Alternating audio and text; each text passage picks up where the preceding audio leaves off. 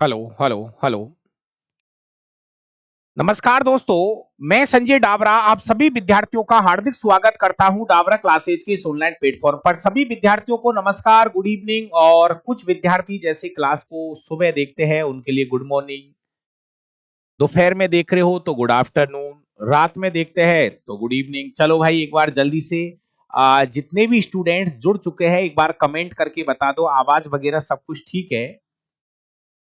Good evening सबको, नमस्कार भाई। उत्तम कुमार जी, सूरज कुमार, राजवीर भाई, गुड इवनिंग सबको नमस्कार। एक बार बस थोड़ा सा कमेंट करके बता दो कि आवाज वगैरह ठीक है। उसके बाद में हम उस सब्जेक्ट की शुरुआत कर रहे हैं जिससे लोगों को डर भी लगता है। किसी को वैसे डर लगता है, किसी को न्यूमेरिकल से डर लगता है, किसी को कैसे डर लगता है, लेकिन मैं 100% आपको श्योरिटी के साथ कह सकता हूं कि इस भौतिक विज्ञान का कोई क्वेश्चन गलत नहीं होने दूंगा। थोड़ा सा धैर्य रखिए, बड़े बड़े चैप्टर हैं, चीजों को समझना भी पड़ेगा, सीखना भी पड़ेगा और थोड़ा सा टाइम भी देना पड़ेगा। तो प्लीज सभी विद्यार्थी जिनके पास में मेरी किताब है वो किताब खोल लीजिए, क्योंकि जो किताब मैंने इस बार बनाई है उस किताब के अंदर वो सभी चीजें हैं जो मैं बोर्ड पे हाथ से लिखूंगा। जी हाँ भाई, पुरानी किताब छोड़ दे, एकदम नई लेटेस्ट किताब जो है ये हमने निकाली है। तो आप इस किताब को मंगा सकते हो, नहीं तो हाथ से लिखिए, कोई दिक्कत नहीं है। जो भी विज्ञान में आपको लिखाऊं बोर्ड पे लिखाऊंगा, तो कोशिश करिए। अगर आप नहीं किताब मंगा सकते हैं, इतना आपके पास में नहीं है पैसा, कोई दिक्कत नहीं, आप हाथ से लिखिए। लेकिन अगर आपके पास समय की कमी है और आप एक ही बार में सब कुछ सीखना समझना चाह रहे हो, तो एक तरफ अपना मोबाइल रखिए और एक तरफ अपनी किताब रखिए। शायद मैं 99% बातें सेम टू सेम बोलूंगा और बोर्ड पे लिखूंगा भी। अगर कोई नई लाइन में बोलता हूं, आप उसको अपनी किताब के अंदर ऐड कर लेना और कहीं से भी कुछ भी खरीदने की जरूरत नहीं है। पूरा एनसीईआरटी और आरबीएसई जो राजस्थान के अंदर जो पुरानी किताबें चलती है और सीबीएसई की जो किताबें चलती है, बड़े ध्यान से सुनना मेरी बात को। चाहे एनसीईआरटी की किताबें हो, सीबीएसई हो, चाहे हमारे राजस्थान बोर्ड की किताबें हो, चाहे यूपी बिहार बोर्ड की किताबें हो, नौवीं 10वीं की चाहे नई किताब है चाहे पुरानी किताब है, सब किताबों का कलेक्शन आपके हाथ में जो किताब है उसमें लिखा हुआ है। बाकी का पूरी चीजें मैं नोट कराऊंगा। ऐसा जरूरी नहीं है कि आप इस किताब को खरीदो ही, नहीं, कोई जरूरी नहीं है। आप अपने नोट्स खुद बना सकते हो। मैं धीरे धीरे चीजों को लिखूंगा, हर चीज को समझाऊंगा। लेकिन बेहतर यह है कि अगर आपके पास एक किताब है तो आपका लिखने का टाइम बच जाता है, क्योंकि ऑनलाइन पैसे लिखने में दिक्कत आती है। क्योंकि एक बार में बच्चा वीडियो को देखा फिर रोक के लिखता है, वो रोक रोक के लिखना पड़ता है। और अगर आपके पास किताब है तो आप सब कुछ आराम से समझ सकते हो। बार बार समझाऊंगा चीजों को। तो बिल्कुल, जितने भी स्टूडेंट्स हमारे अभी जुड़ चुके हैं, बिहार पुलिस बीपीएससी एग्जाम से हो और साइंस 30% आता है, कहीं से भी हो, आप किसी भी बोर्ड से हो, मैं आपको इतना जरूर कह देता हूं। भले ही हम ये कहते हैं कि हम रेलवे के लिए पढ़ा रहे हैं, लेकिन मैं ये दावे के साथ कह सकता हूं, आप दुनिया की कोई भी परीक्षा देते हो, चाहे वो एसएससी का एग्जाम हो, चाहे रेलवे का एग्जाम हो, पुलिस हो, पटवार हो, रीट हो, किसी भी स्टेट का एग्जाम हो, इससे ज्यादा विज्ञान आप अपना किसी भी कोचिंग का रजिस्टर मंगा के देख लेना, कोई नहीं पढ़ाने वाला। तो मैं आपसे ये कह रहा हूं, आप थोड़ा विश्वास रखोगे ना, इतना पढ़ा दूंगा कि आप इससे ज्यादा पढ़ोगे ही नहीं, कभी नहीं पढ़ोगे। जर्नल साइंस की बात कर रहा हूं मैं।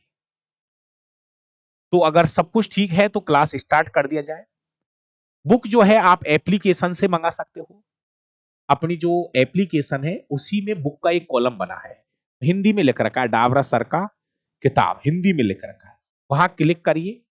और प्लीज आपसे रिक्वेस्ट करूंगा कि आप अपना एड्रेस बहुत अच्छे से भरिए यार, क्योंकि किताबें जारी है, उन पोस्टमैन को मिल नहीं रहे हो, आपके नंबर सही नहीं लिख रहे हैं, वो वापस आ रही है किताबें। तो प्लीज आपसे रिक्वेस्ट करूंगा कि आप अपना एड्रेस बहुत अच्छे से लिखिए, ताकि मैं आपको गांव में गली तक भी पहुंचाऊंगा किताब, लेकिन एड्रेस अच्छे से लिखो। ठीक है, बाकी का स्टार्ट करते हैं क्लास।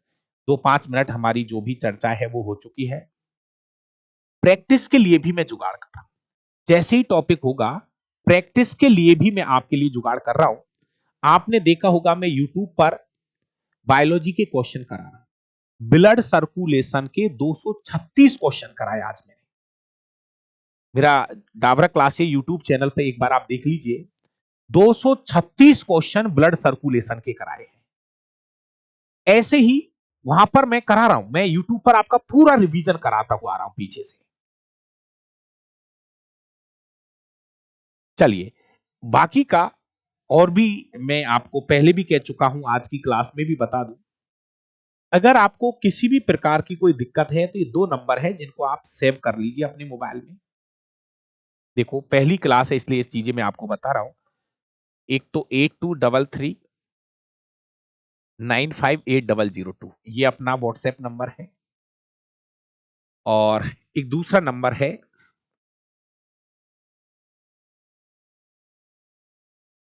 ये अपना दूसरा व्हाट्सएप नंबर है। दोनों नंबर आप सेव कर लीजिए।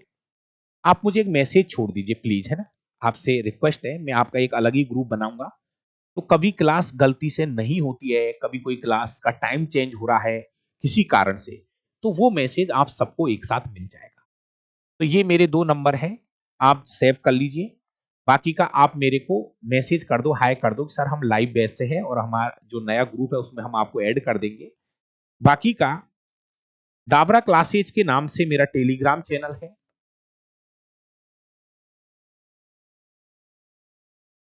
ना स्पेस मत देना। डाबरा क्लासेज के नाम से मेरा टेलीग्राम चैनल है। डाबरा क्लासेज के नाम से मेरा यूट्यूब चैनल है। जहां पर भी आप रेगुलर जुड़िए, आलतू फालतू की कोई चीज मैं आपको नहीं भेजूंगा। कोई एग्जाम से रिलेटेड कोई चीजें हैं, कोई टॉपिक से रिलेटेड क्वेश्चन है, वो ही मैं आपको यहां पर भेज रहा हूं और भेजता रहूंगा। तो ये हो गई हमारी बातें। और जिन स्टूडेंट्स के पास किताब पहुंच चुकी है, प्लीज एक बार आप रिव्यू करिए, आप सोशल मीडिया पे रिव्यू करिए। और अच्छी लगे तो अच्छा, बुरी लगे तो बुरा, जैसा भी आपको लगे आप जरूर से रिव्यू करिए। बाकी का टॉपिक स्टार्ट करते हैं।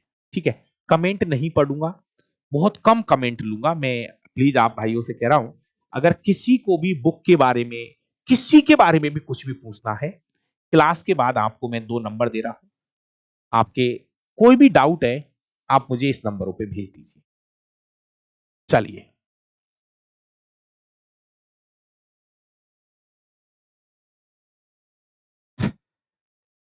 दोस्तों आज हमारी ऑप्टिक्स की पहली क्लास है। फिजिक्स का मैं ये बता दूं, ये जो चैप्टर है ये हमारी एनसीईआरटी क्लास 10th का, अगर आपके पास नई किताब है तो ये लेसन नंबर 9 है। और अगर आपके पास ओल्ड किताब है तो उसमें लेसन नंबर ये 10 है। ये देख लेना। अगर आपके पास नई किताब है एनसीईआरटी की, तो नई किताबों में ये 9वें नंबर का चैप्टर बन रहा है। और 10वीं की अगर किताब पुरानी वाली है एनसीईआरटी, तो उसमें 10वां चैप्टर था ये। एक चैप्टर पेरियोडिक टेबल का हटा दिया है। जो नई एनसीईआरटी की किताबें हैं उसमें पेरियोडिक टेबल का जो टॉपिक है वो नई है। तो वो एक बार आप देख लेना। और चलिए स्टार्ट करते हैं ऑप्टिक्स मतलब प्रकाश की। लिख रहा हूं मैं, घबराओ मत, धैर्य रखो, लिख रहा हूं। दोस्तों, सबसे पहले हम शुरू कर रहे हैं ऑप्टिक्स मतलब प्रकाश की। ऑप्टिक्स, ऑप्टिक्स मतलब प्रकाश की, ये हमारा टॉपिक का नाम हो गया। सबसे पहले मैं आपको एक ऑप्टिक्स की छोटी सी परिभाषा बोल रहा हूं, उस परिभाषा को आप लिख लीजिए। बाकी की परीक्षा के हिसाब से परिभाषा, ऑप्टिक्स की परिभाषा कोई जरूरी नहीं है।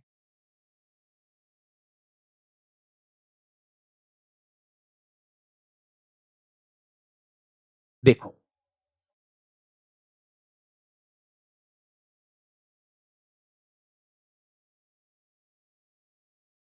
भौतिक विज्ञान की वह शाखा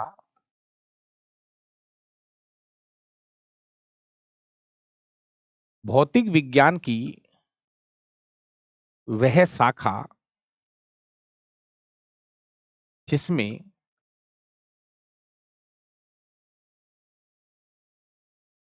प्रकाश के गुणधर्म प्रकाश के गुणधर्म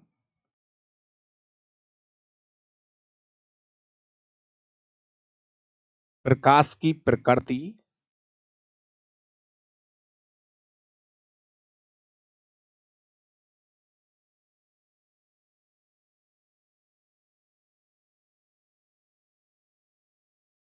प्रकाश का व्यवहार व प्रकाश की घटनाओं का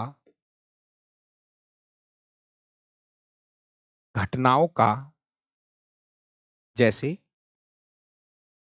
घटनाओं में क्या आता है? प्रकाश का परावर्तन, अपवर्तन, व्यतिकरण, विवर्तन, सबके बारे में बताऊंगा। ध्रुवण आदि घटनाओं का अध्ययन किया जाता है। अध्ययन किया जाता है। आराम से सुनते चलो यार, मैं सिखा दूंगा हर चीज, हर एक लाइन, हर एक शब्द। धैर्य रखते चलो। दोस्तों, एक छोटी सी परिभाषा हमने ऑप्टिक्स की लिखी है। ऑप्टिक्स किसे कहते हैं? मतलब देखिए, इसमें बहुत ज्यादा दिमाग बिल्कुल मत लगाओ। नरेंद्र भाई, रॉकी भाई, आराम से सुनिए। एमडी सुनिए। दोस्तों, जो चैप्टर आप शुरू कर रहे हो, जैसे ऑप्टिक्स शुरू कर रहे हो, तो ये तो पता चले कि ये ऑप्टिक्स है क्या है। ऑप्टिक्स से भौतिक विज्ञान की एक ब्रांच मान लीजिए। जैसे अपन बायोलॉजी में पढ़ते हैं, जैसे बायोलॉजी में आप कार्डियोलॉजी पढ़ते हो, जहां पे हार्ट के बारे में पढ़ते हो। न्यूरोलॉजी पढ़ते हो, तंत्रिका तंत्र के बारे में पढ़ते हो। हिस्टोलॉजी पढ़ते हो, ऊतकों के बारे में पढ़ते हो। साइटोलॉजी है, कोशिका के बारे में पढ़ते हो। ऐसी एक ब्रांच मान लो, एक फिजिक्स की एक ब्रांच है ऑप्टिक्स। और ऑप्टिक्स में आप क्या क्या पढ़ते हो? एक ऑप्टिक्स भौतिक विज्ञान की वह शाखा जिसके अंतर्गत हमें यह पढ़ना है कि प्रकाश क्या है। प्रकाश क्या है? प्रकाश की प्रकृति कैसी होती है? प्रकाश के क्या क्या गुणधर्म है? वो कैसा व्यवहार करता है? उसकी स्पीड क्या है? प्रकाश की घटनाएं क्या क्या है? इन सब के बारे में हमें अध्ययन करना है ऑप्टिक्स के अंदर। समझ में आ रहा होगा? शब्दों को समझने की कोशिश करिए। एक एक शब्द के ऊपर टॉपिक आ रहा है इस पूरे चैप्टर के अंदर।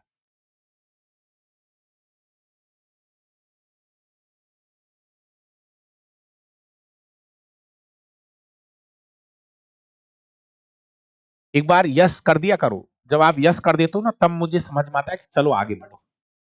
तो ऑप्टिक्स का मतलब है, छोटे छोटे कुछ शब्द है।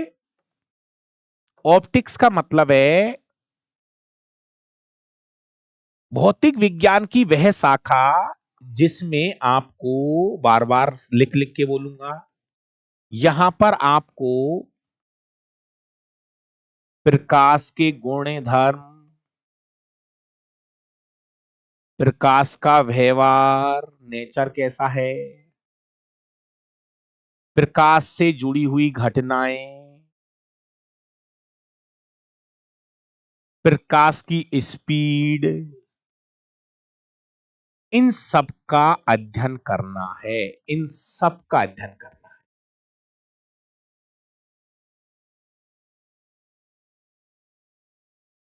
किसी का कुछ भी सवाल हो, अगर टॉपिक से रिलेटेड सवाल है तो मैं आपका रिप्लाई कर दूंगा।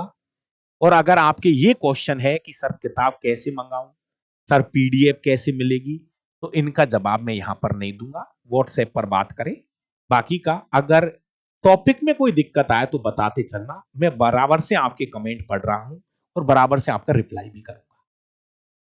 आ जाइए अगले पेज पे चलिए, जहां पर हम सबसे पहले ये पढ़ेंगे कि प्रकाश क्या है। हमारा जो पहला इसमें जो पॉइंट आ रहा है वो है प्रकाश क्या है। प्रकाश क्या है, ये हमारा पहला टॉपिक यहां से स्टार्ट हो जाता है। प्रकाश क्या है दोस्तों, ये शब्द आ चुका है परीक्षाओं के अंदर। प्यारे प्यारे विद्यार्थियों, पहले मेरी भाषा सुन लो, फिर किताब की भाषा सुन लेना, आराम से सुन लीजिए। प्रकाश एक प्रकार की ऊर्जा है या ऊर्जा का एक रूप है। प्रकाश एक प्रकार की ऊर्जा है या ऊर्जा का एक रूप मान लीजिए। प्यारे विद्यार्थियों,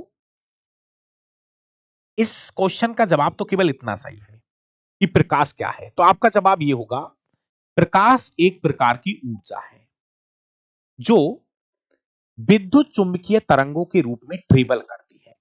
शब्द पकड़ना नहीं तो भाई साहब दिमाग खराब हो जाएगा, पहले बोल रहा हूं। प्रकाश एक प्रकार की ऊर्जा है जो विद्युत चुंबकीय तरंग के रूप में ट्रेवल करती है, संचरित होती है। जैसे सूर्य से कोई प्रकाश आ रहा है तो ऐसे समझ लो प्रकाश मतलब ऊर्जा। सर ऊर्जा क्यों बोल रहे हैं इसको, कभी ऐसे समझो, कोई धूप में कोई थर्मामीटर रख के आओ, धूप में थर्मामीटर रख के आइए, तो आप देखोगे कि थर्मामीटर के अंदर जो टेम्परेचर का जो वो है वो बढ़ने लगेगा। वो क्यों? क्योंकि थर्मामीटर जो है ना, थर्मामीटर सुना है क्या? अरे अपना बुखार मापने के लिए भी तो थर्मामीटर, वो ऊष्मीय प्रभाव पे काम करता है भाई। वो टेम्परेचर बढ़ेगा तभी तो, ऊष्मा की वजह से टेम्परेचर बढ़ेगा। तो कहने का मतलब सूर्य से जो प्रकाश आ रहा है आप उसको प्रकाश नहीं बोल के उसको ऊर्जा बोल दीजिए। प्रकाश एक प्रकार की ऊर्जा है, ठीक है सर, ये शब्द समझ में आ गए। अब सूर्य से जो प्रकाश आ रहा है तो वो यहां पर एक शब्द बोलता है कि प्रकाश विद्युत चुंबकीय तरंगों के रूप में संचरित करता है। विद्युत चुंबकीय तरंगों के रूप में सूर्य से जो प्रकाश आ रहा है वो विद्युत चुंबकीय तरंगों के रूप में संचरित होता है। इसका मतलब यह है विद्युत चुंबकीय तरंगे वे तरंगे होती है जो निर्वात में गमन करती है। ये शब्दों को पकड़िए, आराम से लिखूंगा, एक एक लाइन लिख रहा हूं मैं, थोड़ा सा सुन लीजिए मेरी बात। प्रकाश विद्युत चुंबकीय तरंगे है। विद्युत चुंबकीय तरंगे का क्या मतलब है? विद्युत चुंबकीय तरंगे वे तरंगे होती है जो निर्वात में ट्रेवल करती है, निर्वात में गमन करती है। निर्वात का मतलब है जहां पर माध्यम नहीं होता है, वैक्यूम। निर्वात का मतलब है जहां पर माध्यम नहीं होता है, जहां पर कोई माध्यम ही नहीं है, वायु नहीं है, ठोस द्रव गैस कोई माध्यम ही नहीं है, ऐसी खाली जगह को क्या बोलते हैं? निर्वात बोलते हैं। तो विद्युत चुंबकीय तरंगे वे तरंगे होती है जो निर्वात में चलती है। पर प्रकाश विद्युत चुंबकीय तरंगे है? हाँ, प्रकाश जो है वो विद्युत चुंबकीय तरंगे है, क्योंकि प्रकाश भी निर्वात में चलता है। कोई भी चीज अगर वो निर्वात में चल रही है तो वो इलेक्ट्रोमैग्नेटिक वेव्स कहलाती है, वो विद्युत चुंबकीय तरंगे कहलाती है। पहले लिख रहा हूं कुछ चीजें, फिर आगे बढ़ते हैं।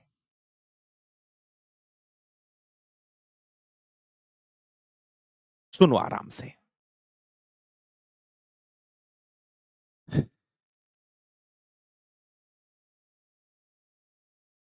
प्रकाश क्या है, ऐसे नहीं समझ में आते कोई चीज, थोड़ा सा दिमाग भी घुराना पड़ता है। चल भैया, हम लिख रहे हैं कि प्रकाश क्या है, ठंडे दिमाग से सुनोगे सब बातें समझ में आए। दोस्तों, प्रकाश एक प्रकार की ऊर्जा है। बस आप तो इतना सा बोलो पहले तो, प्रकाश एक प्रकार की, पढ़ाने मत लग जाना, कल ही पढ़ाने लग जाओ बच्चों को। प्रकाश एक प्रकार की ऊर्जा है जो विद्युत विद्युत चुंबकीय तरंगों के रूप में, कोई किताब में अगर कोई एरर हो तो सुधार लेना, विद्युत चुंबकीय तरंगों के रूप में, विद्युत चुंबकीय तरंगों के रूप में संचरित होती है। विद्युत चुंबकीय तरंगों के रूप में संचरित होती है। देखो पहले तो कोई दिक्कत नहीं है, कोई भाई कुछ शब्द पूछना चाहता है तो मैं बताऊंगा। ये है विद्युत, ये शब्द को अंडरलाइन कर लीजिए। एक तो अंडरलाइन यहां कर लो बुक के अंदर, प्रकाश एक प्रकार की ऊर्जा है, बस। जिनके पास नहीं है ना तो वो लिख लो, जिनके पास किताब है तो मैं जहां जहां अंडरलाइन कराऊं वहां अंडरलाइन कर ली। दोस्तों, प्रकाश एक प्रकार की ऊर्जा है जो विद्युत चुंबकीय तरंगों के रूप में ट्रेवल करती है, संचरित हो। अब हो सकता है कि यहां पर, अब मेरी बात को समझो थोड़ा सा, इसको हम बोलते हैं इलेक्ट्रोमैग्नेटिक वेव्स। अब मेरी बात को थोड़ा समझना है। अगर कोई ये कह दे कि इस शब्द का जवाब यही होना चाहिए तो मैं बोल के तो बता दूंगा, लेकिन ऐसे नहीं है मेरे भाई, ये चैप्टर है अपने आप में।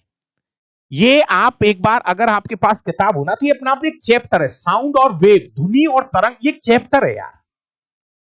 तो अगर कोई ये कहे कि मुझे हर शब्द के बारे में यही होना चाहिए, मैं तो कह रहा हूं ये एक चैप्टर है, साउंड और वेव एक चैप्टर है। फिर भी मैं यहां पर इसके बारे में डेफिनेशन दे सकता हूं, आपको बता सकता हूं।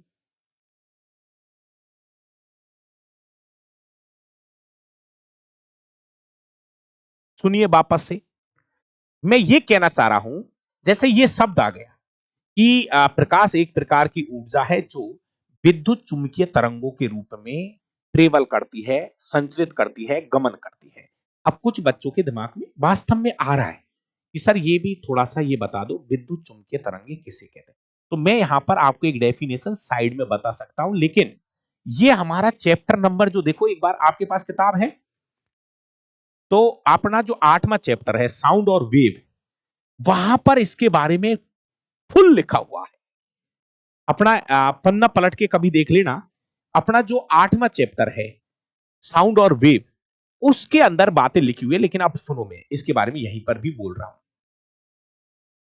विद्युत चुंबकीय तरंगे, तरंगे दो प्रकार की होती है, सुन लो, तरंगे दो प्रकार की होती है। कितने प्रकार की? दो प्रकार की। एक होती है यांत्रिक तरंगे, एक होती है विद्युत चुंबकीय तरंगे। लिख दूं साइड में?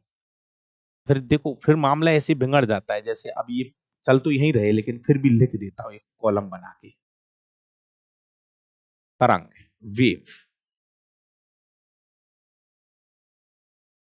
आप क्या धुरंधर बनना चाह रहे हो? तरंग। दोस्तों, तरंग जो है ना वो दो प्रकार की होती है।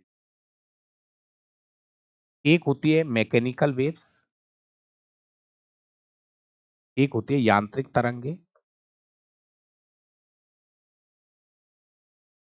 और एक होती है इलेक्ट्रोमैग्नेटिक वेव्स, विद्युत चुंबकीय तरंग। एक होती है विद्युत चुंबकीय तरंगे। आराम से समझ लो, इसको बोलते हैं मैकेनिकल वेव्स और इसको बोलते हैं इलेक्ट्रोमैग्नेटिक वेव्स, मैग्नेटिक वेव्स। ठीक है साहब। अब सुनो प्यारे विद्यार्थियों, कोई आपसे पूछे कि यांत्रिक तरंगे किसे कहते हैं।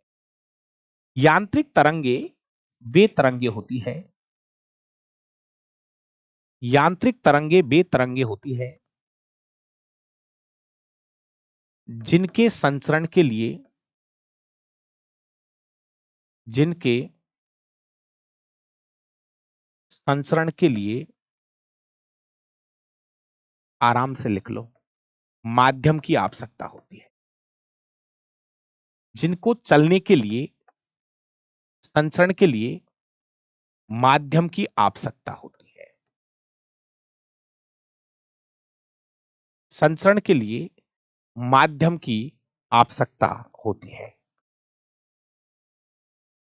अब माध्यम है ना, माध्यम कुछ भी हो सकता है, ठोस हो सकता है, द्रव हो सकता है, गैस हो सकता है।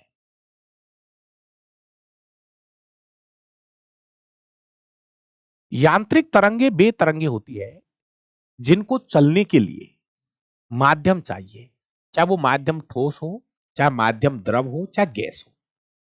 जब यांत्रिक तरंगे, मेरे भाई, जब हम इनको पढ़ते हैं ना, ये भी दो प्रकार की होती है। ठीक है, जैसे अभी तो यहां पे उदाहरण लिख देता हूं। यांत्रिक तरंगों के उदाहरण है जैसे साउंड वेव, बस केवल यहां पर एक उदाहरण लिखूं, साउंड वेव, ध्वनि तरंगे जो होती है। मेरा भाई, ध्वनि तरंग जो है ना, कोई आपसे पूछ ले भाई साउंड क्या है, ध्वनि भी एक प्रकार की तरंग है। ध्वनि कभी चलती हुई देखना, कभी चित्रों में जब चित्र देखते ना तो ऐसी चलती है तरंगे। तो ध्वनि भी एक प्रकार की तरंग है, लेकिन कैसी तरंग है वो? यांत्रिक तरंग है। ठीक है, अब जो हमारा यांत्रिक तरंग है ये भी दो प्रकार की होते हैं, मैं यहां पे लिख दूं, यांत्रिक तरंगे दो प्रकार की होती है। एक है अनुप्रस्थ तरंगे, अनुप्रस्थ तरंगे, और एक होती है अनुदैर्घ्य तरंगे, अनुदैर्घ्य तरंगे। ठीक है, थोड़ा सा आराम से समझ। यांत्रिक तरंग भी दो प्रकार की, अनुप्रस्थ और अनुदैर्घ्य। तो दोस्तों, कुछ तरंगे है जो कुछ इस तरह से चलती है, ये देखो कुछ इस तरह से चलती है, बता दूंगा आगे। तो ये है अनुप्रस्थ तरंगे। और कुछ तरंगे होती है जो कुछ इस तरह से चलती है, ये होती है अनुदैर्घ्य तरंगे, अनुदैर्घ्य तरंगे। इनकी परिभाषा वगैरह थोड़ा सा इंतजार कर लो, बाद में लिख लेंगे। अब यहीं पे पूरे चैप्टर को ओपन नहीं करना है। एक बार थोड़ा सा यस का मैसेज छोड़ दीजिए, इतनी सी बातें यदि समझ में आ गई हो तो।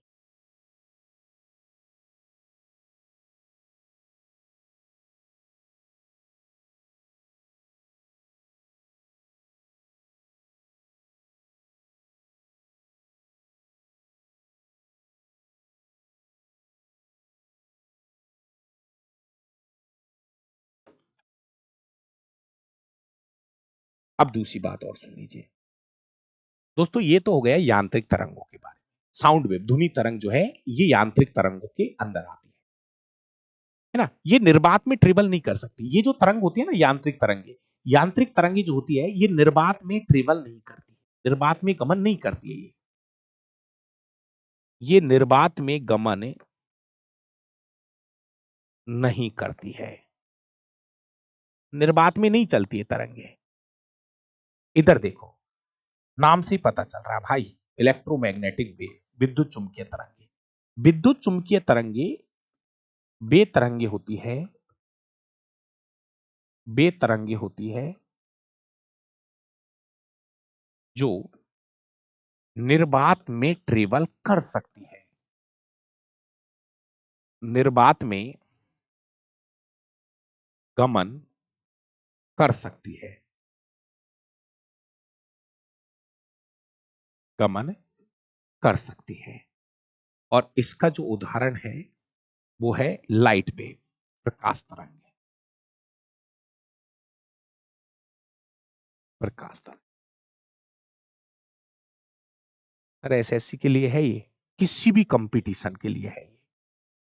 जो फिजिक्स में पढ़ा रहा हूं ये एक ही लाइन में बोल रहा हूं, दुनिया की कोई भी कंपटीशन की एग्जाम दे लेना, इसके अलावा जनरल साइंस नहीं पढ़नी है, ये मैं कह रहा हूं। एसएससी, रेलवे, पुलिस, पटवार, रीट, सीईटी, कोई भी बीपीएससी का एग्जाम है, बिहार पुलिस है, यूपी पुलिस है, छत्तीसगढ़ है, हरियाणा है, कोई भी है, टेट का एग्जाम है, रीट का एग्जाम है, टीचर का एग्जाम है, मैं कह रहा हूं एनसीईआरटी 9th 10th और कुछ हिस्सा 11 का भी डालूंगा इसमें, तो वो सभी मैं यहां पे कंप्लीट करा दूं। वापस चलो एक बार दोस्तों, जो चर्चा हो रही है ना वो ये है,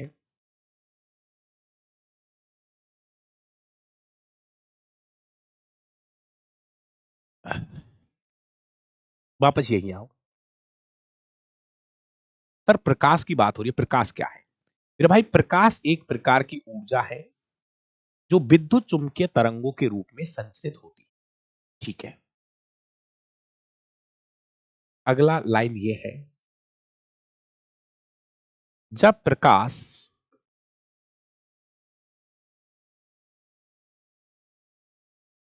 किसी वस्तु पर पड़ता है, किसी वस्तु पर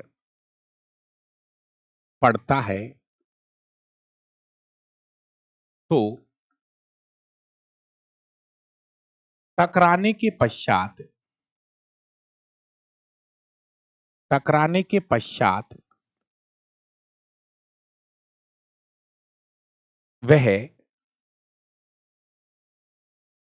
हमारी नेत्रों में प्रवेश कर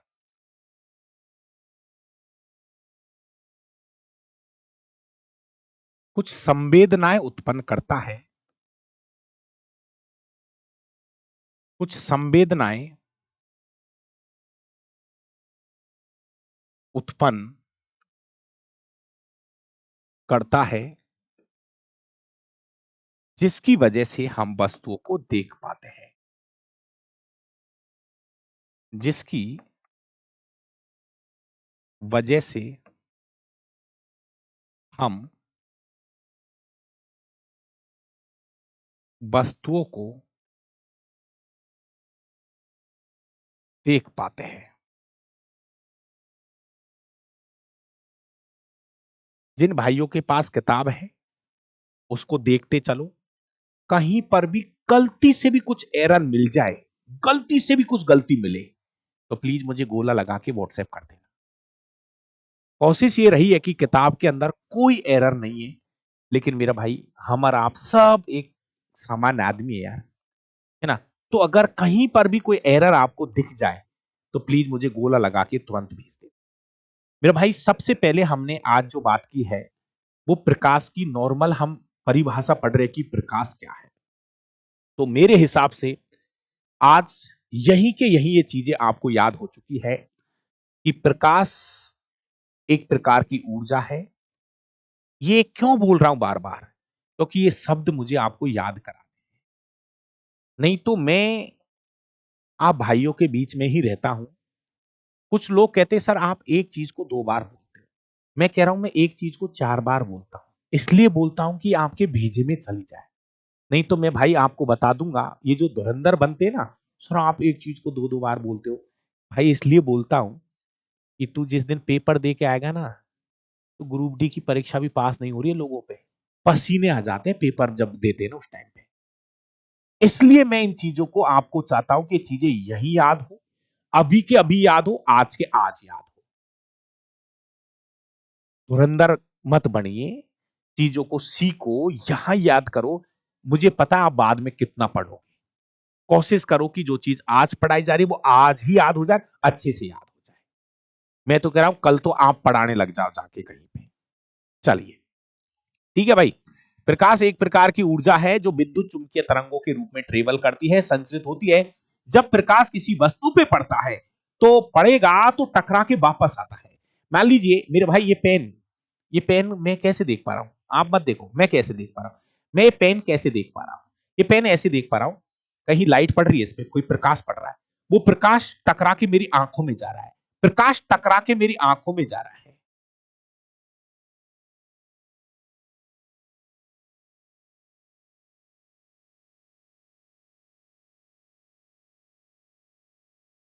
जैसे ही प्रकाश इस वस्तु पे पड़ेगा, प्रकाश का रिफ्लेक्शन होगा, ये शब्द बाद में यूज करूंगा, परावर्तन।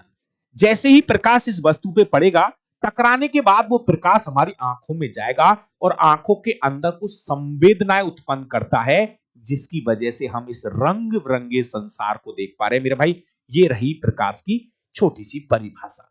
अब मैं आपको लेके चल रहा हूं एक छोटी सी टॉपिक की ओर, प्रकाश की प्रकृति के ऊपर।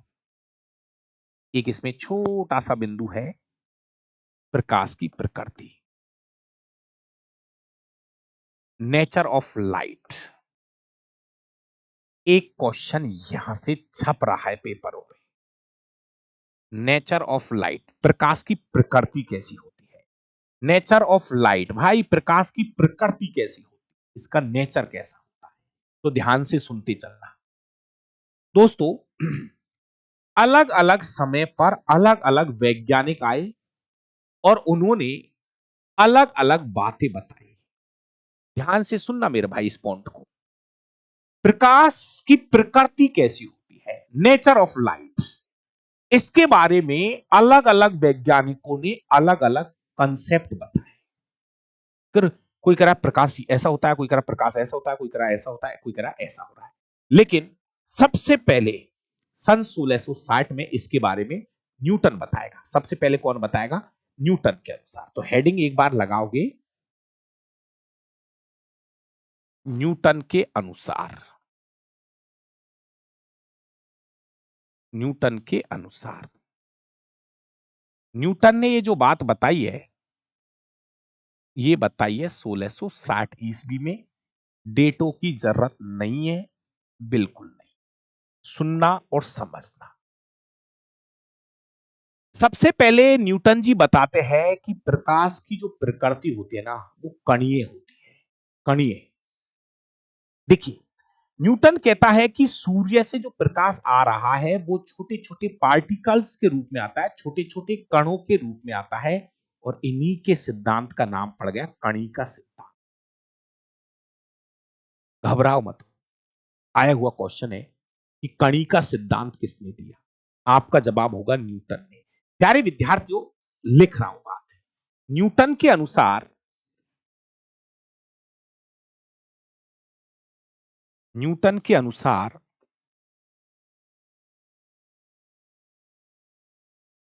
प्रकाश छोटे छोटे छोटे छोटे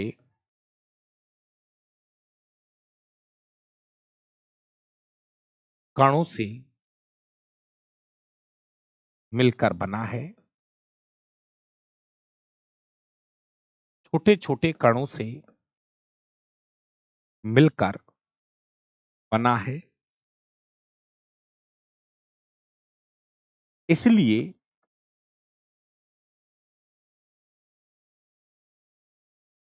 इनके सिद्धांत को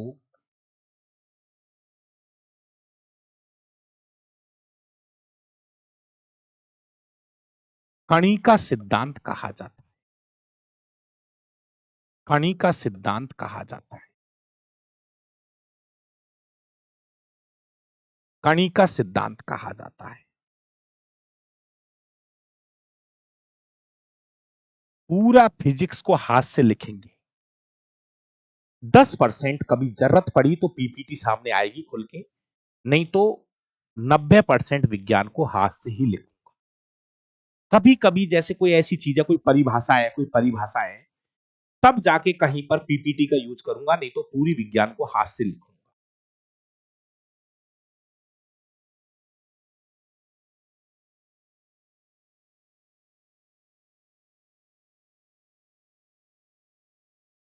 प्यारे विद्यार्थियों, सबसे पहले न्यूटन ने यह बात बताई थी कि सूर्य से जो प्रकाश आ रहा है, तो ये प्रकाश है ना, छोटे छोटे कणों से मिलकर बना है, पार्टिकल्स के रूप में चलता है ना, छोटे छोटे कणों से मिलकर बना है ये लाइट, है ना। तो इनके सिद्धांत का नाम क्या पड़ गया? कणिका सिद्धांत। वो आपसे यही पूछेगा, मैं आपको बता दूं, इस पूरे पैराग्राफ में से केवल एक बात पूछेगा कि कणिका सिद्धांत किसने दिया। सीधा सा जवाब है, कणिका सिद्धांत 1660 में न्यूटन ने दिया था। प्यारे विद्यार्थियों, इस सिद्धांत से दोस्तों, इस सिद्धांत से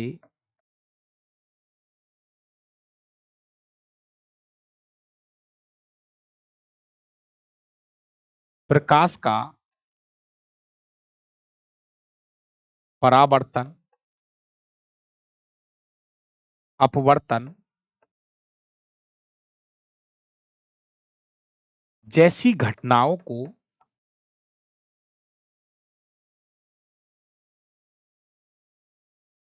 जैसी घटनाओं को समझाया गया, समझाया गया, लेकिन प्रकाश का व्यतिकरण, विवर्तन,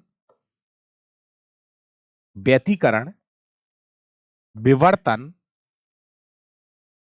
ध्रुवण, आ रहे ये शब्द आ रहे, ध्रुवण जैसी घटनाओं को नहीं समझाया गया।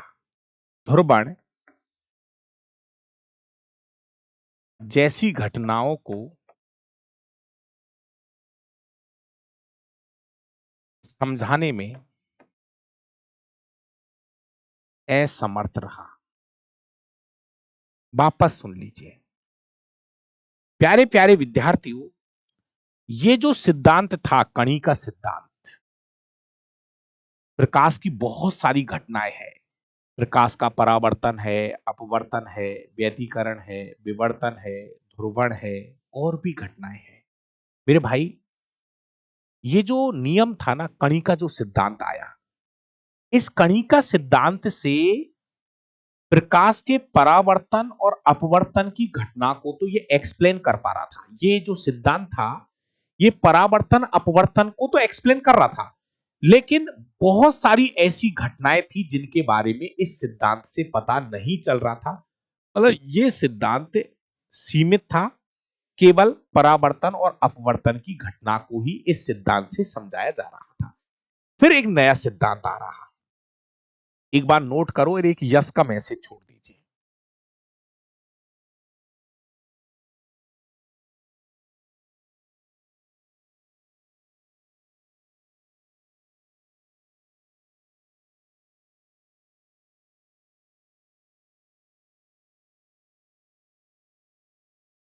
एक बार यस का मैसेज छोड़ो भाई।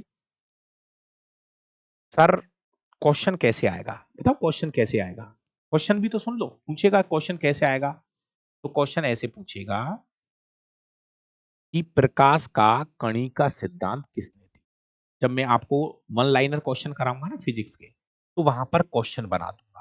क्वेश्चन ऐसे पूछेगा कि प्रकाश का कणी का सिद्धांत किसने दिया। तो आपको सबको पता चल गया, न्यूटन ने दिया। ज्यादा से ज्यादा कब दिया? तो 1660 में दिया।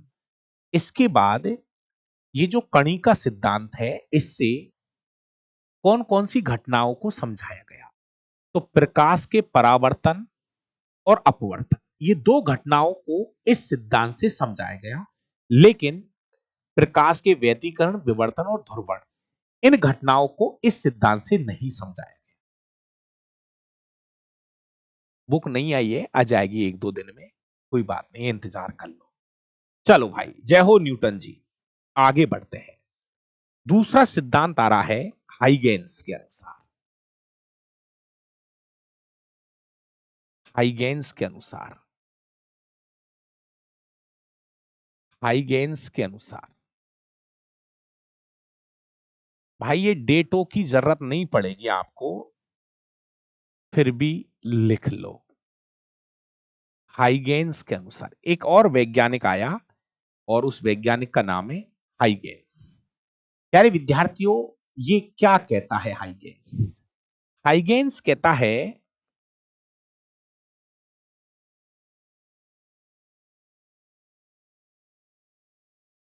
हाइगेन्स के अनुसार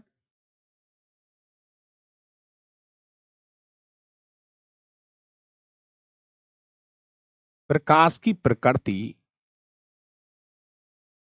तरंगीय होती है। तरंगीय होती है, इसलिए इसे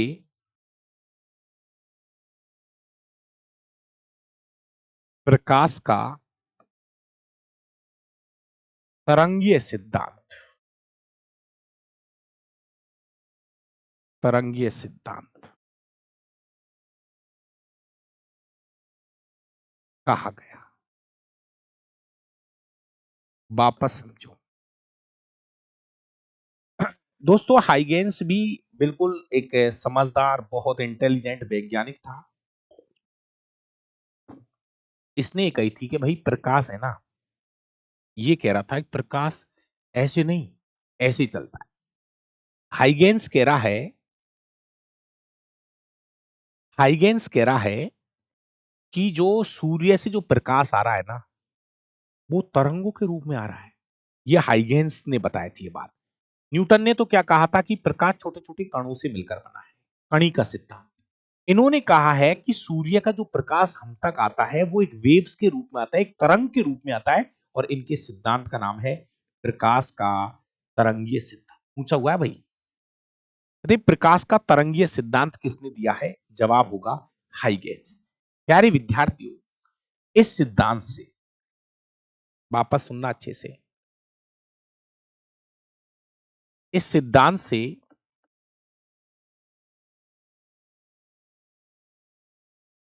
इस सिद्धांत से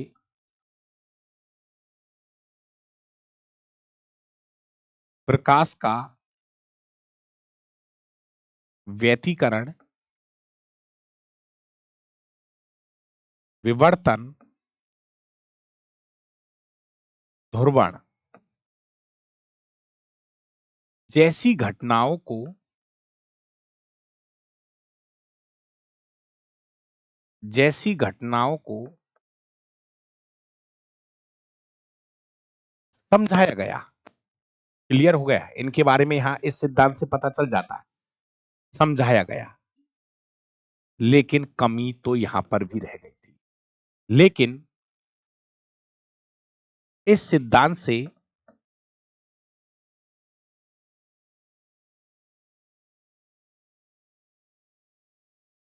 कॉम्पटन प्रभाव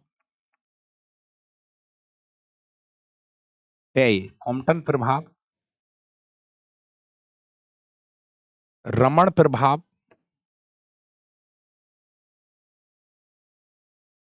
एक और शब्द है।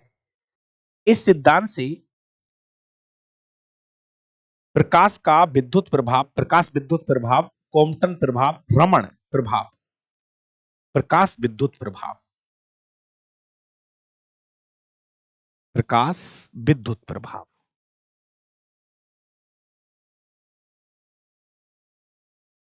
जैसी घटनाओं को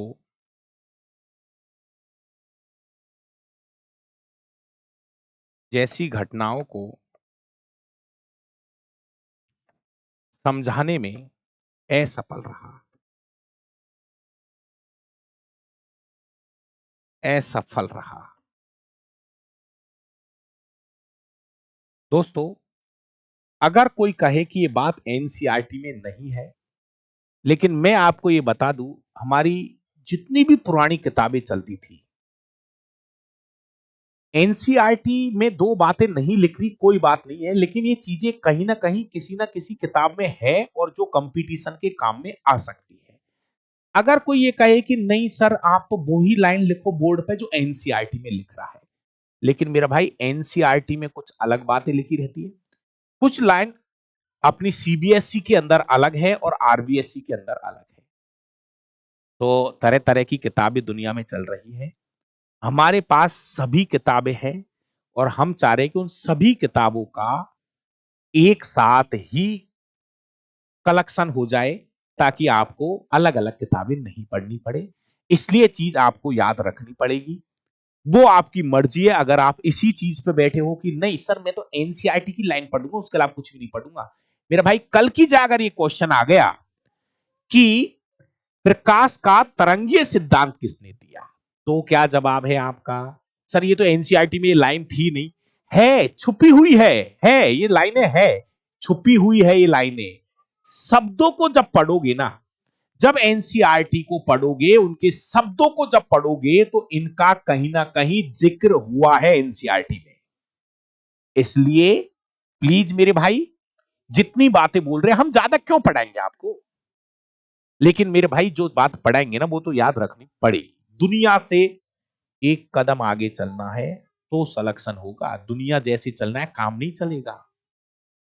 अगर आप सोच रहे हो ना जैसे दुनिया चल रही है ऐसे ही हम चलेंगे, फायदा ही क्या है भाई, सलेक्शन तो फिर तो नहीं होगा। सलेक्शन के लिए दुनिया से एक कदम आगे चलना है और आपको ये चीजें याद करनी पड़ेगी। अब सुनिए, न्यूटन कुछ अलग ही बात बोल रहा है। कह रहे न्यूटन साहब जी कह रहे भाई प्रकाश तो छोटे छोटे कणों से मिलकर बना है। जय हो न्यूटन जी। हाइगेंस साहब आए, नहीं पढ़ना, इसके अलावा कुछ मत पढ़ना। और हाइगेंस साहब जी कह रहे हैं कि जो प्रकाश को उसने प्रैक्टिकल किए, बहुत मेहनत लगाई, तब जाके उसको पता चला कि नहीं, प्रकाश तरंग के रूप में ट्रेवल करता है, गमन कर रहा है, तरंग के रूप में चलता है। तब जाके बहुत सारी घटनाओं के बारे में यहां से पता चल चुका है। तो मेरा भाई, प्रकाश का व्यतिकरण है, विवर्तन है, ध्रुवण है, ये सभी के बारे में आ रहा है। इसी ऑप्टिक्स के अंदर मैं आपको इन सभी घटनाओं के बारे में धीरे धीरे समझाऊंगा, धीरे धीरे पढ़ाऊंगा। और अगर कुछ डाउट हो तो आपको 2 नंबर मैंने नोट करा दिया है। सबसे पहले आप उस डाउट को मुझे भेजिए, मैं उसका कुछ ना कुछ सॉल्यूशन आपको भेजूंगा। चलिए, ये बात क्लियर हो गई। हाइगेंस ने भी बहुत कुछ समझा दिया। अब एक तीसरा वैज्ञानिक का नाम मैं यहां पे लिख रहा हूं।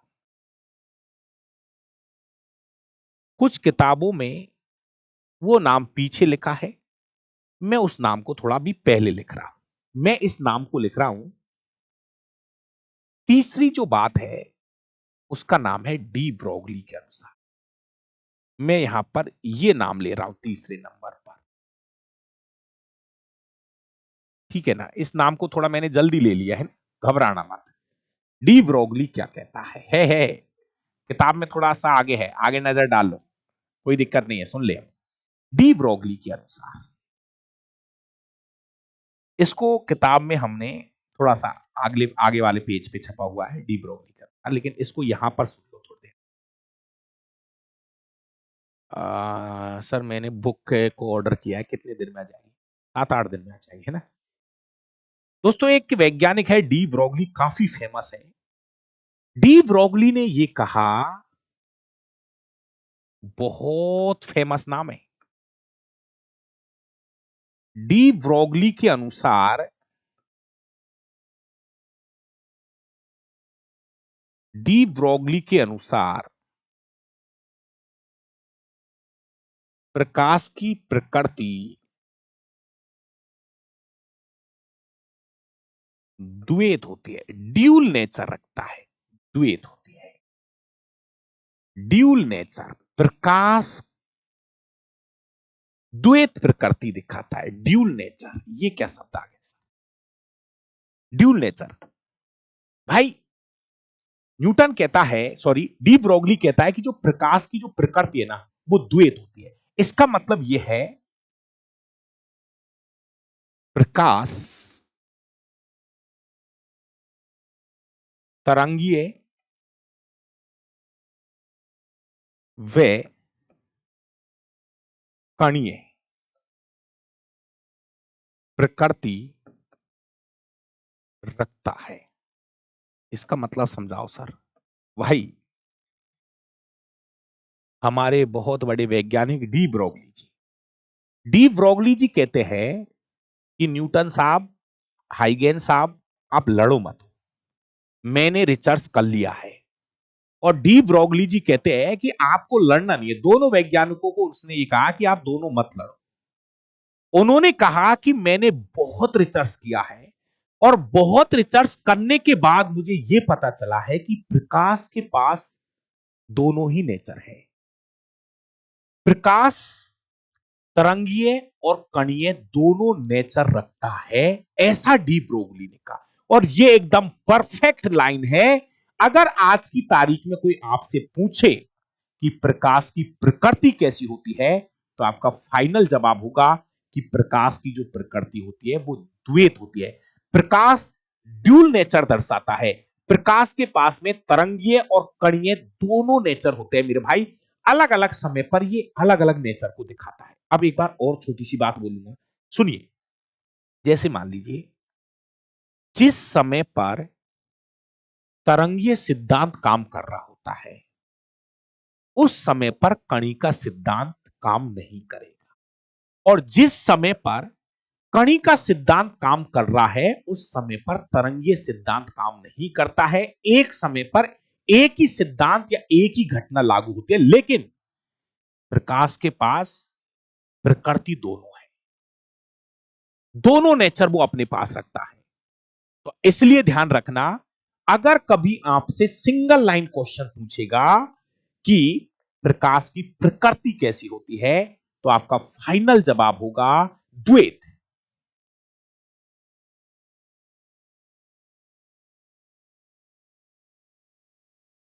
क्लियर है मेरे भाई, इसको याद रखना।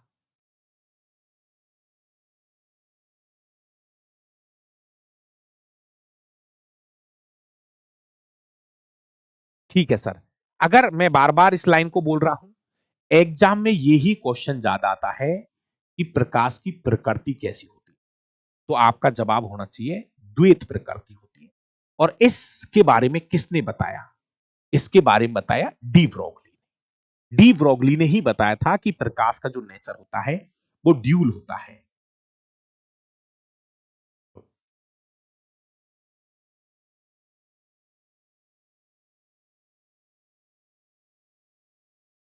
पर 6 बजे की क्लास को 9:30 बजे चला रहे हो, ये कौन सी बात है?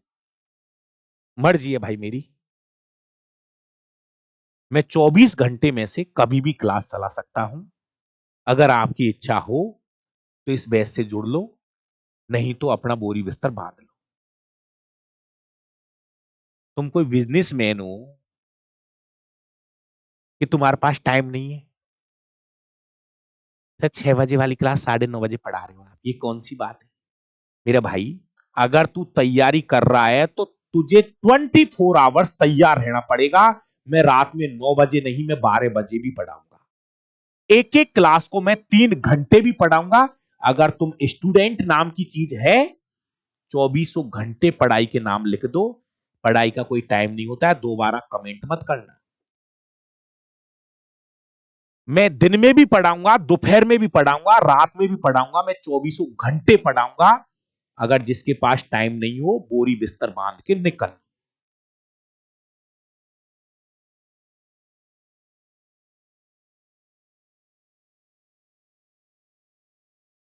मुझे वो स्टूडेंट चाहिए जो 24 आवर्स तैयार है पढ़ने के लिए। जरूरत पड़गी ना किसी दिन, पूरी रात भी पढ़ाऊंगा बैठा के। क्लास शुरू हुई थी, मैं किसी कारण से जयपुर गया था, लेट हो गया। मैंने कही नहीं, आज क्लास होनी चाहिए। और जिस दिन ये बैच शुरू किया तब भी कह रहा हूं, मेरे को 2 टाइम फिक्स रख लीजिए, 6 बजे का। अगर गलती से 6 बजे क्लास नहीं हुई तो अगली क्लास 9:30 बजे होती है, और हुई है 9:30 बजे ही हमने शुरू की है।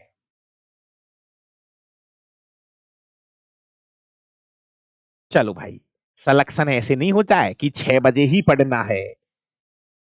8वां वेतन आ रहा है, ये सरकारी नौकरी नाम की चीज के दर्शन हो जाएंगे, पीढ़ियों में दर्शन हो जाएंगे। साल 2 साल में 8वां वेतन लागू होने वाला है, सुन रहे होंगे। और जिस दिन ये 8वां वेतन लागू हो गया, ये सरकारी नौकरी नाम की चीज के दर्शन हो जाएंगे, दर्शन। किसको बोलते हैं सरकारी नौकरी भाई? इसलिए प्लीज, एक ही लाइन बार बार बोल रहा हूं, 24 आवर्स रेडी पढ़ने के लिए। कोई टाइम नहीं है पढ़ाई का।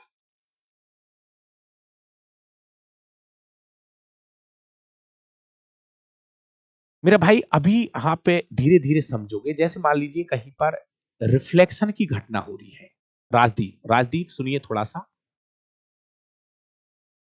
जहां पर रिफ्लेक्शन की घटना हो रही है, परावर्तन की, जहां पे रिफ्लेक्शन हो रहा है, जहां पे अपवर्तन हो रहा है, वहां पे प्रकाश का कणी का सिद्धांत काम करता है। वहां पे तरंगीय सिद्धांत काम नहीं करेगा।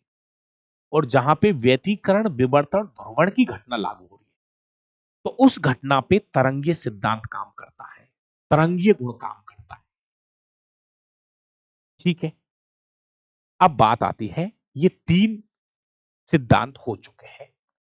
चौथा एक व्यक्ति का नाम लिख रहा हूं मैं, मैक्सवेल के अनुसार 1873 में एक वैज्ञानिक और आ रहा है, उसका नाम भी लिख लीजिए। कुछ छोटी छोटी बातें हैं उनको भी लिख लो। चौथे नंबर पे एक वैज्ञानिक है मैक्सवेल के अनुसार।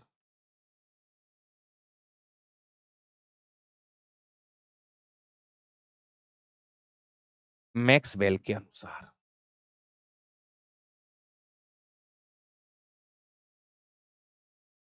जितना बोलूं उतना सा याद रखिए।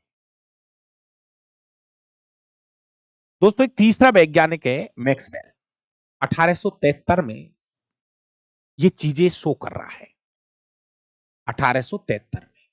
जरूरत नहीं है, डेट की जरूरत नहीं है, बस लिख देते हैं, भूल जाओ, कोई जरूरत नहीं। मेरे भाई एक वैज्ञानिक है मैक्सवेल। वैज्ञानिक का नाम है मैक्सवेल। मैक्सवेल अलग है और मैक्स प्लांक अलग है। मैक्सवेल अलग है, मैक्स प्लांक अलग है। पहले तो ये क्लियर कर दूं, मैक्सवेल अलग है और मैक्स प्लांक अलग है। आ रहा है इसी चैप्टर में। दोस्तों मैक्सवेल ने केवल इतना सा ध्यान रखो, इन्होंने क्या है कुछ गणितीय सूत्रों की हेल्प ली और गणितीय सूत्रों की सहायता से यह बताया कि प्रकाश विद्युत चुंबकीय तरंगे होती है। जी हां, पहले आ रहा था ना, एक शब्द आया था ना ऊपर कि प्रकाश विद्युत चुंबकीय तरंगे होती है। तो ये बात, ये शब्द किसने बताया था? मैक्सवेल ने। तो यहां पर लिख रहा हूं,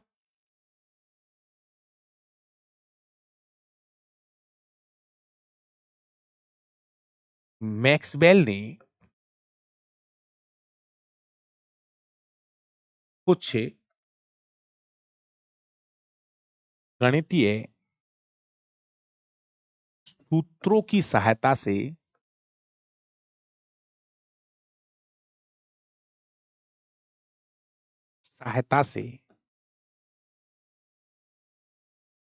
बताया कि प्रकाश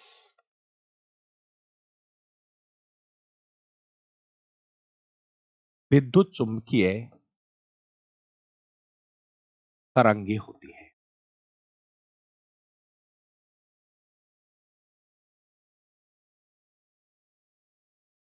इस सिद्धांत का जो नाम रखा गया वो है प्रकाश विद्युत चुंबकीय तरंग।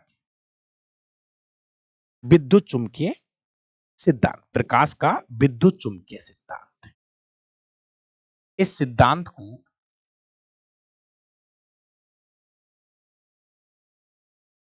इस सिद्धांत को विद्युत चुंबकीय सिद्धांत कहा गया। देखिए, भाषाएं किताबों के अनुसार लिखनी पड़ती है, लेकिन आपको इस पूरे पैराग्राफ में से मैं केवल एक लाइन याद कराना चाहता हूं। आपको स्टार्टिंग में मैंने बताया था कि प्रकाश एक प्रकार की विद्युत चुंबकीय तरंग है। विद्युत चुंबकीय तरंगों का मतलब है, बार बार समझो इस शब्द को, मतलब ऐसी तरंगे जो निर्वात में चलती है। जो निर्वात में नहीं चलती है उनको यांत्रिक तरंगे कहते हैं। जो निर्वात में नहीं चलती है, जो तरंगे निर्वात में नहीं चलती है उनको बोलते हैं यांत्रिक तरंगे। और जो तरंगे निर्वात में चल सकती है उनको बोलते हैं विद्युत चुंबकीय तरंगे। तो ये बात मैक्सवेल ने कंफर्म करवाई थी, ये बात मैक्सवेल ने क्लियर करी थी कि प्रकाश विद्युत चुंबकीय तरंगे हो। क्लियर है ये बात? बस इतना सा एक लाइन तो याद कर लेना। वो आपसे ऐसे पूछेगा, या तो ये पूछेगा कि प्रकाश का इस सिद्धांत को विद्युत चुंबकीय सिद्धांत नाम दिया। आपसे पूछेगा प्रकाश का विद्युत चुंबकीय सिद्धांत किसने दिया? विद्युत चुंबकीय सिद्धांत किसने दिया? तो उसका जवाब आपको मैक्सवेल देना है। कल 5वें नंबर पे जो सिद्धांत आ रहा है वो है मैक्स प्लांक के अनुसार। मैक्स प्लांक अलग है बहुत सुंदर बातें बोली है इसने। तो जितने भी भाई आज की क्लास में लाइव आए हैं, कल की क्लास यहीं से शुरू करूंगा। मैक्स प्लांक ने क्या कहा था, बहुत अच्छा है।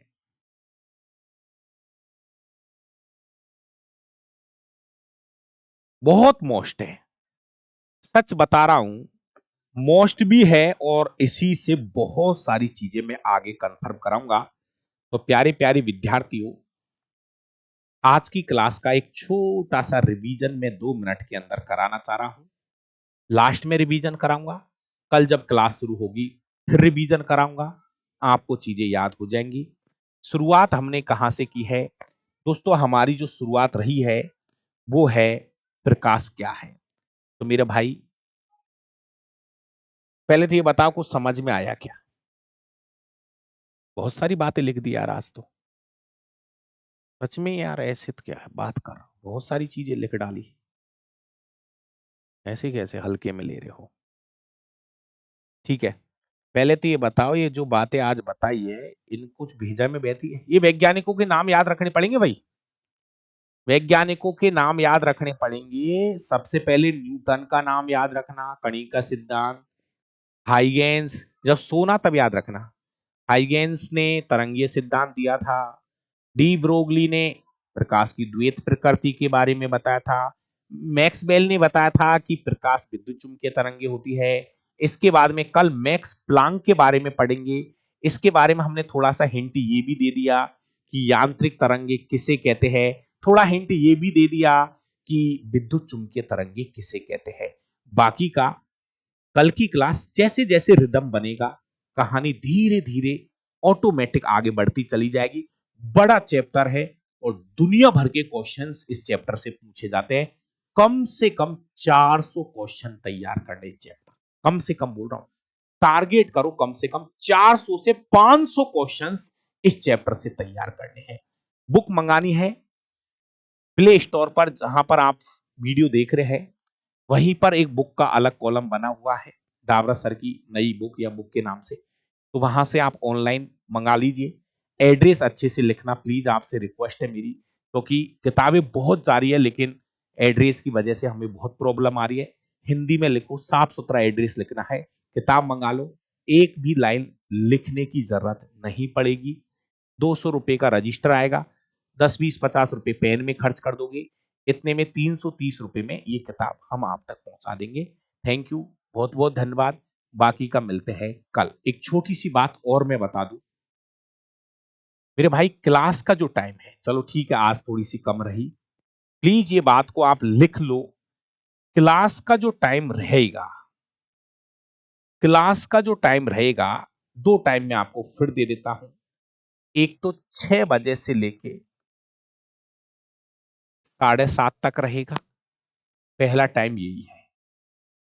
और एक टाइम जो रहेगा वो 9:30 से 10:45 तक का रहेगा। मैं दो टाइम आपका ले रहा हूं, तो प्लीज पहला टाइम तो यही है, लेकिन दोनों टाइम मेरे हैं। 8 से 9 मैं यूट्यूब पे पढ़ा रहा हूं। 8 से 9 मैं यूट्यूब का मेरा टाइम लगभग फिक्स है, जहां पर मैं आपको एक शानदार एनसीईआरटी का रिवीजन करा रहा हूं। क्लास इसी टाइम पे होगी और क्लास जो है सोमवार से शुक्रवार तक चलेगी। अगर शनिवार को मैं बाहर जाता हूं क्लास लेने के लिए, मैं आपको क्लियर बता दूं, शनिवार के दिन हम बाहर जाते हैं 2 दिन क्लास लेने के लिए, लेकिन फिर भी अगर किसी कारण से मैं बाहर नहीं गया तो मैं आपको मैसेज छोड़ दिया करूंगा कि आज शनिवार को भी क्लास होगी। Monday to Friday non stop classes चलेगी, 1.5 घंटे, या तो 1 घंटे पढ़ लो।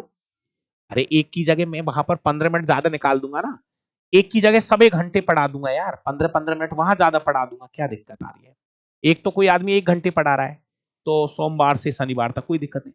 अरे हम एक नहीं, हम 1.5 घंटे पढ़ाएंगे और 1.5 घंटे ही सेट करो अपने पास में। टाइम फिक्स है ये दो, मैसेज आए नहीं आए, 2 5 मिनट का वेट चाल कर लिया करो। जब क्लास शुरू होती है ना भाई, तो 5 मिनट का वेट कर लिया करो, बस 5 मिनट का वेट। ठीक है। बाकी आप हमारे टेलीग्राम चैनल से जुड़ जाओ, हमारे व्हाट्सएप ग्रुप से जुड़ जाओ, और बीच बीच में क्लास की टाइम पे मैसेज हम छोड़ देते हैं। किसी कारण से क्लास नहीं होती है तो हम मैसेज छोड़ देंगे आपको। बाकी का क्लास मंडे टू फ्राइडे रहेगी, शनिवार 99% ऑफ रहेगा। बाकी अगर किसी शनिवार और रविवार में से क्लास होती है तो मैं आपको मैसेज छोड़, अगर शनिवार और रविवार को क्लास होगी तो उसके लिए मैं पर्सनली आपको मैसेज छोड़ूंगा टेलीग्राम पे कि आज भी क्लास होगी। तो प्लीज अच्छे रहो, खुश रहो, टेंशन मत करो, समय पे कोर्स हो जाएगा और अच्छे से हो जाएगा। Thank you. पूरी डिटेल मैंने पहली क्लास में बता दी है, कल की क्लास में कुछ भी नहीं बताऊंगा। आते ही टॉपिक स्टार्ट होगा, मैक्स प्लांक के अनुसार प्रकाश की प्रकृति कैसी होती है। थैंक यू प्यारे विद्यार्थियों, बहुत बहुत धन्यवाद। मिलते हैं अगली क्लास में।